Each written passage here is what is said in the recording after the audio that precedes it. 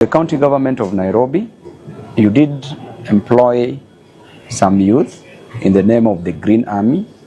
The youth who have been working so spiritedly and religiously to earn a living, these youth have delivered, and you haven't paid these youth their salaries from February 2024 to date.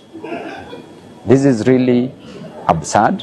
This is really so bad that these youth can't afford to pay rent, can't afford to buy food, can't afford to pay electricity bills, can't afford to pay for other bills. And therefore, you need to move with speed. The county government of Nairobi, headed by the governor, you need to move with speed and pay the Green Army their salaries. You only pay them 20,000 Kenya shillings, which is very little. We also demand that you increase their salaries to a minimum of 30,000 Kenya shillings that will enable them cater for other expenses and manage their future wisely. Move with speed and pay these youth who are working tirelessly